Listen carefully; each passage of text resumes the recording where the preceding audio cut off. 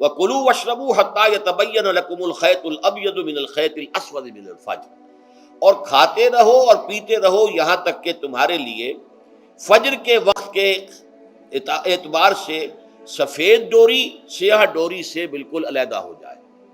اصل میں اس کو بعض صحابہ نے تو سمجھا کہ یہ لغوی معنی اس کے لیے کہ آپ اپنے تکیے میں ایک سفید دھاگا رکھ لیا ایک کالا رکھ لیا، اور دیکھتے رہتے تھے جب یہ سفید اور کالا علیحدہ علیحدہ نظر آنے لگے تو پھر روزے کا رکھنے کا وقت شروع ہو چکا اور اب کھانا پینا بند کر دیا جائے۔ فرمایا گیا یہ مراد نہیں ہے۔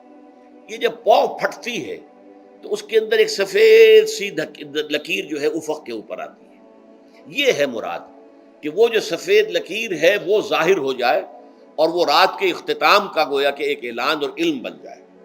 تو وَكُلُوا وَاشْرَبُوا، اب اس کی جو ہے بڑی تاکید کی گئی، تسحروا فإن فی السحور برکۃ، سحری ضرور کیا کرو، اور یہ در حقیقت برکت کا ذریعہ ہے۔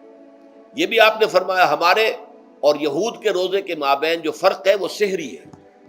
یہ سحری کیونکہ روزہ جو ہے وہ فجر سے لے کر اور غروب آفتاب تک ہے، طلوع آفتاب سے نہیں، فجر سے، جبکہ وہ سپیدہ سحر جس کو ہم کہتے ہیں نمودار ہو جائے۔ طلوع آفتاب تو ابھی 1.5 گھنٹے بعد ہوگا کہیں جا کے، لیکن اس وقت جو ہے روزہ شروع، غروب آفتاب پر ختم۔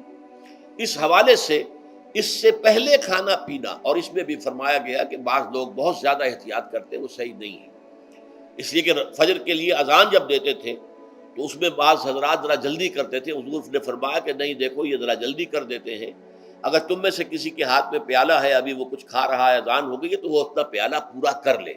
اس میں بھی تشدد کی ضرورت نہیں، جیسے کہ اس سے پہلے ہم پڑھ چکے یسروا ولا تعسروا، یرید اللہ بکم الیسر ولا یرید بکم العسر، اللہ تمہارے ساتھ آسانی چاہتا ہے، سختی نہیں چاہتا۔ تو اسی طرح فرمایا وَكُلُوا وَاشْرَبُوا حَتَّى يَتَبَيَّنَ لَكُمُ الْخَيْطُ الْأَبْيَضُ مِنَ الْخَيْطِ الْأَسْوَدِ مِنَ الْفَجْرِ۔